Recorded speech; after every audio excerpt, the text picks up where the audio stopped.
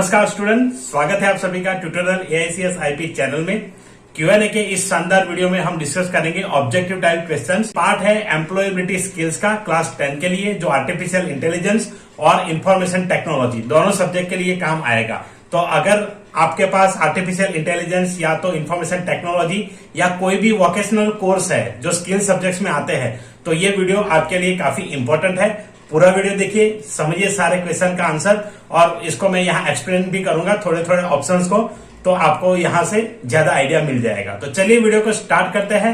Video start करने से पहले आप अगर वीडियो को पहली बार देख रहे हैं, चैनल पे पहली बार आए हैं, तो चैनल को सब्सक्राइब कर लीजिए। यहाँ पे आपको इसके रिलेटेड कंटेंट्स मिलते रहेंगे। तो चलिए वीडियो को शुरू करते हैं।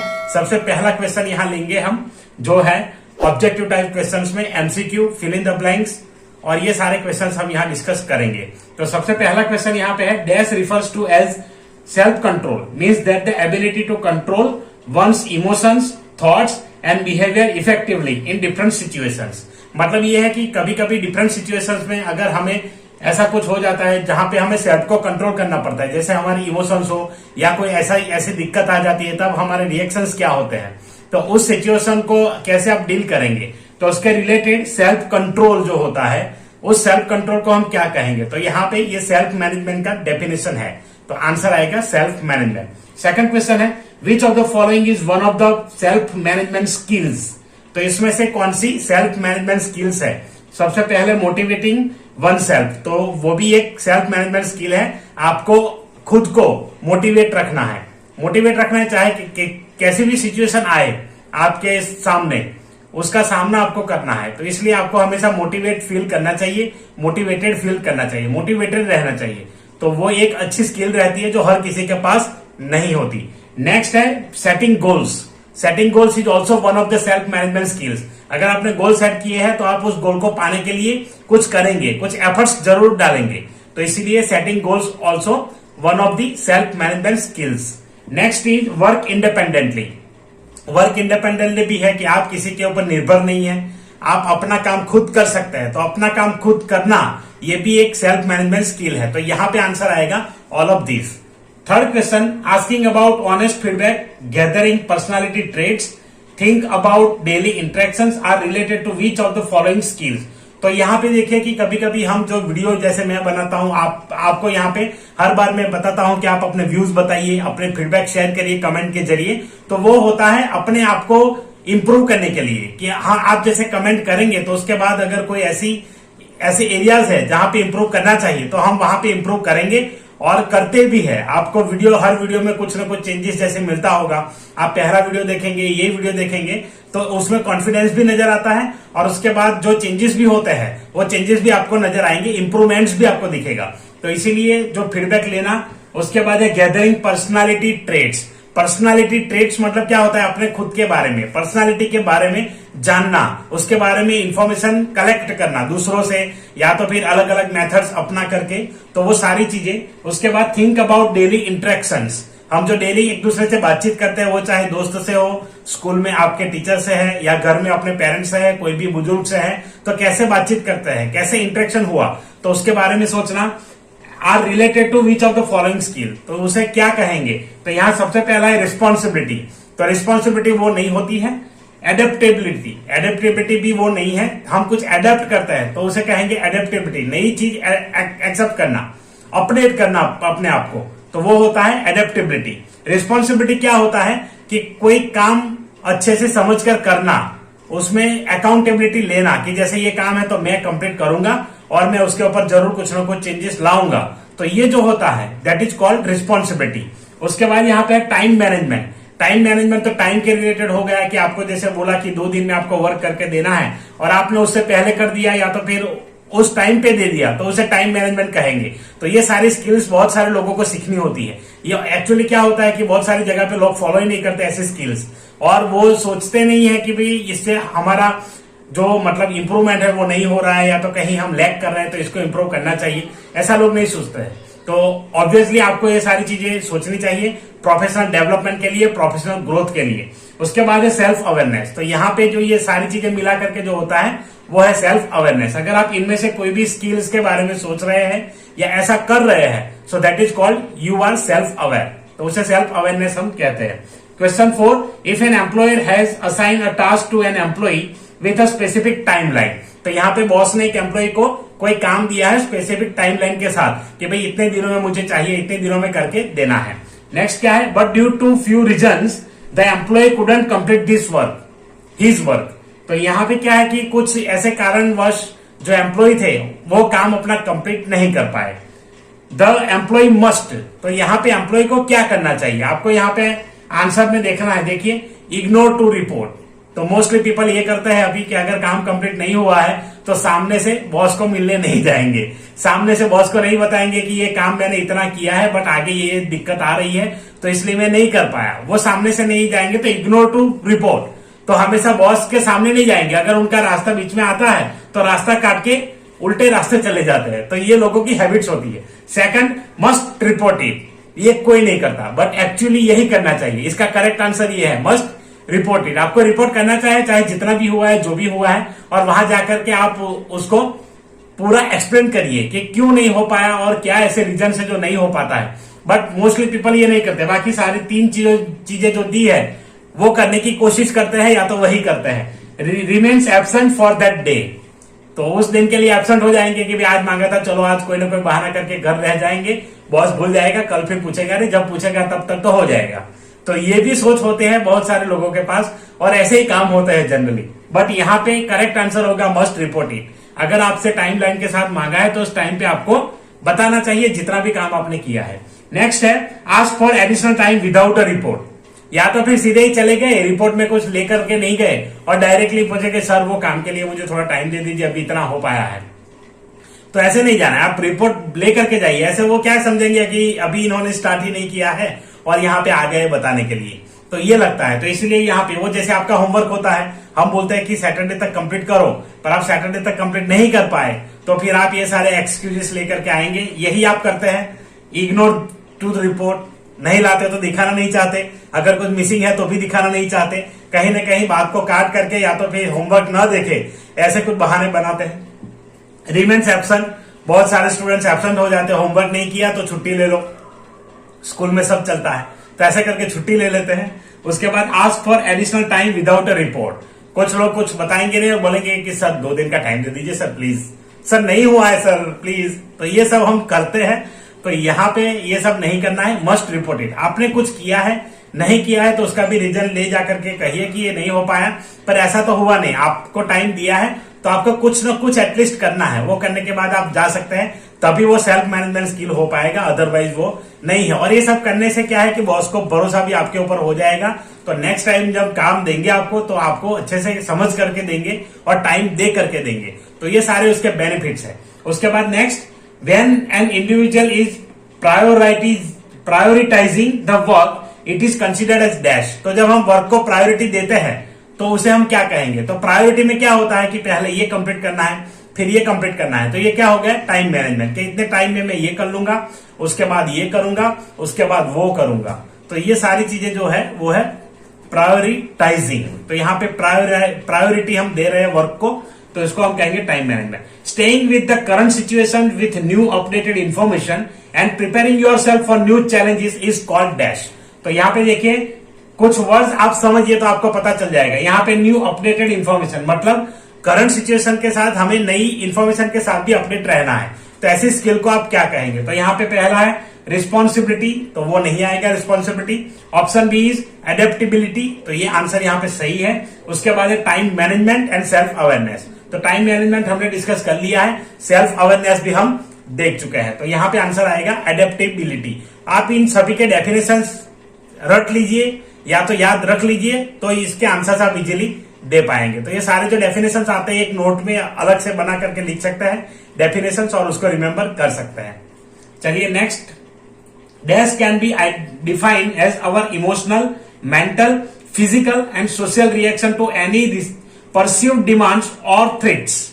तो यहाँ पे देखिए क्या लिखा है कि define as our emotional, mental, physical and social reaction to any perceived demands और थ्रेट्स। तो ये है स्ट्रेस, कि जब आपको ऐसा कुछ लगता है तो उसे हम स्ट्रेस कहेंगे। Stress can be impacted positively also in our life. तो ऐसा कहा गया कि स्ट्रेस आपकी लाइफ में पॉजिटिवली इंपैक्ट कर सकता है। तो ये सेंटेंस ट्रू है। अगर आप स्ट्रेस नहीं लेंगे तो कुछ नहीं कर पाएंगे।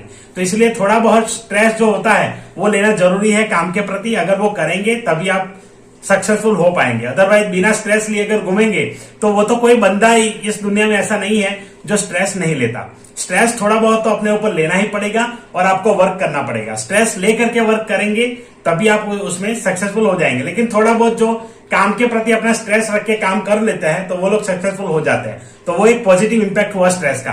बट हरदम वो सोचते रहना और स्ट्रेस में ही पड़े रहना, फिर चिंता, एंजाइटी, ये सारी चीजें जो उठती है वो नहीं होना चाहिए। तो इसीलिए यहाँ पे ये ट्रू आएगा कि कभी कभी ये पॉजिटिवली भी इंपैक्ट करता है। कभी कभी बॉस के थ्रू प्रेशर आता है तो उसके जरिए भी काम हो जाता है। तो ये भी एक अच्छी बात है। हम लोग जब आपको प्रेशर करते हैं तो आप करते हैं तो आपको कुछ ना कुछ तो हासिल होता ही है उससे। कुछ ना कुछ आप लर्न कर पाते हैं, कुछ ना कुछ आप अच्छे से प्रिपेयर कर पाते हैं। तो ये सारी चीजें इसमें इन्वॉल्व हो जाती है। तो इसलिए स्ट्रेस पॉजिटिवली भी इंपैक्ट कर सकता है। Which of the following is most effective technique of stress management? इसमें से कौन सी सबसे इफेक्टिव टेक्निक है? Healthy diet. यहाँ पे हेल्थी डाइट का है, सिर्फ डाइट नहीं का, याद रखिए। वो ठूस ठूस के खाना उसका मतलब नहीं होता healthy diet.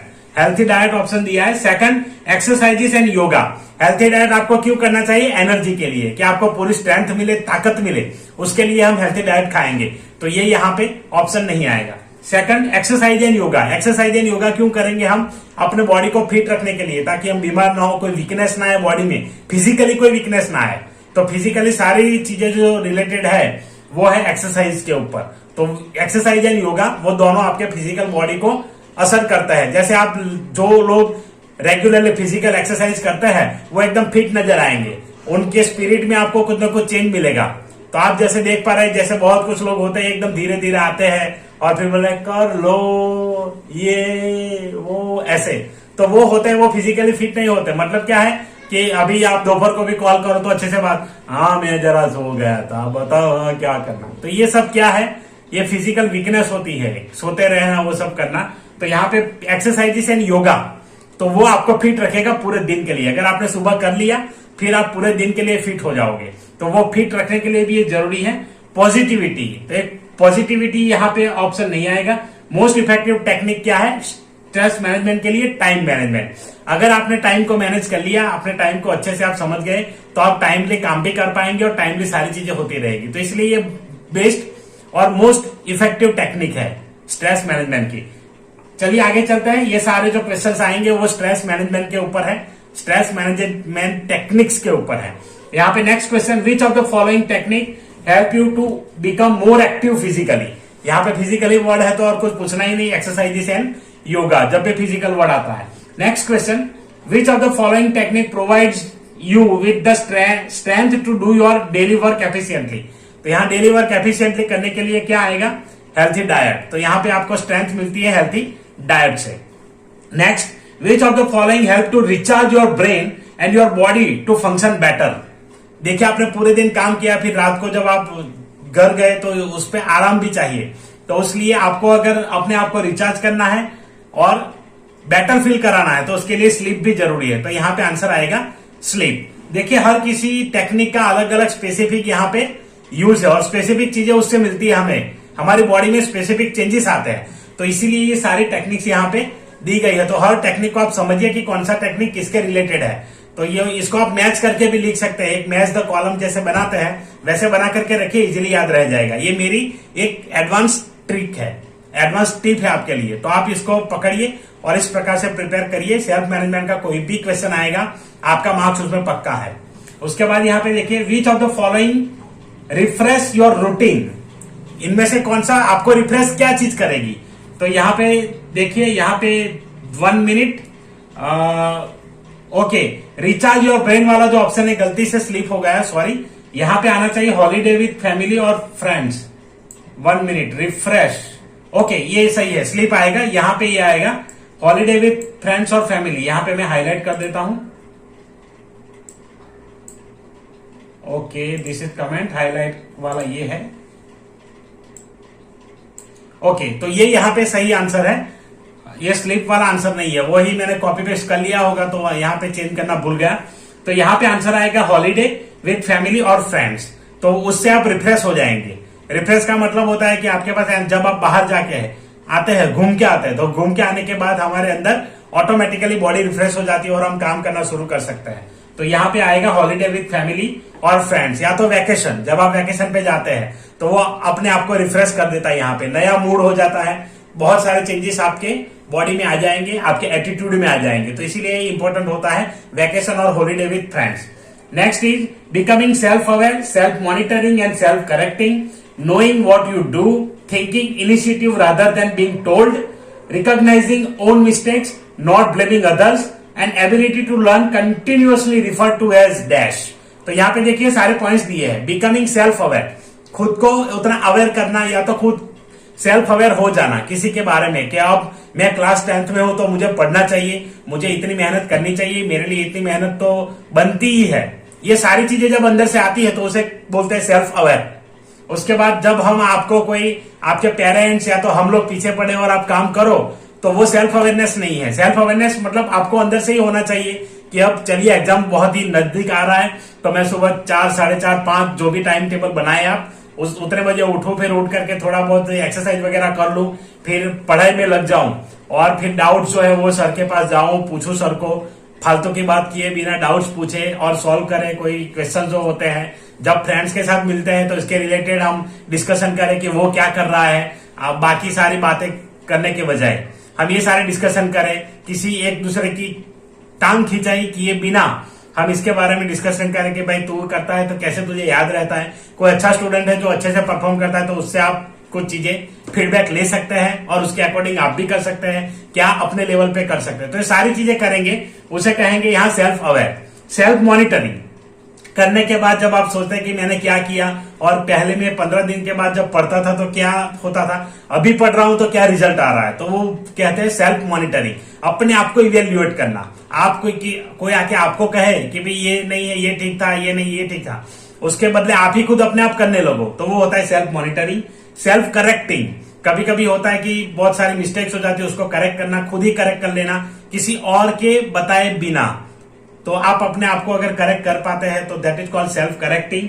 Then what, knowing what you do, आप क्या कर रहे हैं उसका आपको पता होना चाहिए। कई बार ऐसा होता है कि हम कुछ तो कर रहे होते हैं लेकिन पता ही नहीं होता क्या कर रहे हैं। तो ये जो what, knowing what you do, ये taking initiative rather than being told.